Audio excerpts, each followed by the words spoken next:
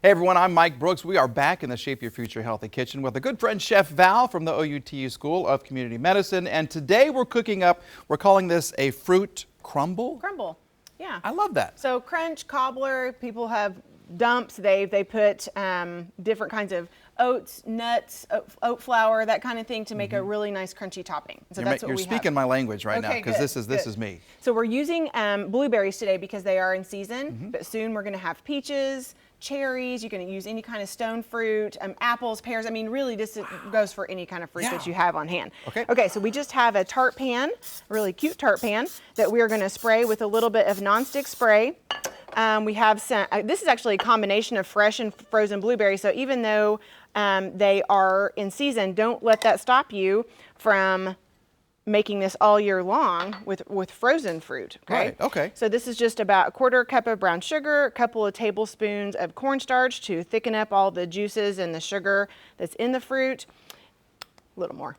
A little bit of vanilla for extra flavor. And I tell you something that's really delicious, and what I love in blueberries and blackberries is a little bit of lemon zest. So you can just grate some lemon zest. This does not require a lot of skill right here. So just a tiny little mix up. This is good to go. And so then our crunch topping or crumble topping is going to be some rolled oats, chopped pecans, but you can use almonds, walnuts, whatever. Some more brown sugar, and we're light on brown sugar. Like if you were to weigh this against your average recipe, this is going to be a lighter sugar version. Oh, okay. This is almond flour or almond meal, but you could certainly use oat flour, especially if you're trying to stay gluten-free. All right, we're going to do just a little pinch of salt. Almost dumped the entire salt in there. Yes. Some cinnamon, and just a couple of tablespoons of oil. And so you could use canola oil, olive oil, any kind, like a margarine that you melted would be good. Right. Okay, so this just gets a little gentle stir, and then the crumble topping goes on top. How easy is that? It is so easy. Look at that, okay. Okay, and so this is going to go into the oven for 35, 40 minutes. Kind of depends on if your fruit is frozen or not, what kind of fruit you're using, how hot your oven gets, that kind of thing. But this is all going to just melt down and get all nice and bubbly. How do you know when it's done?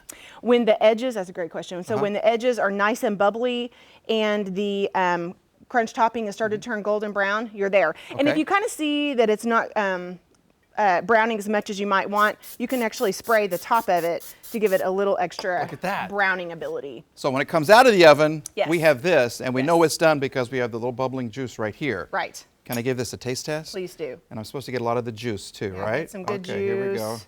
We'll do this just a little bit, because I'm going to eat the rest when we're done with this story. That's right, the whole thing. That's good. That's really good. Oh, good. It's really hot too. Yeah, it looks really hot. Sorry. You need ice cream to break that. I need some ice cream now, people. No, this is great, and you can use peaches or whatever. Right. Any fruit. Super easy. This recipe and all of our others you're going to find on our website at kjrh.com. Thank you very much. Yes, thank you. This is good.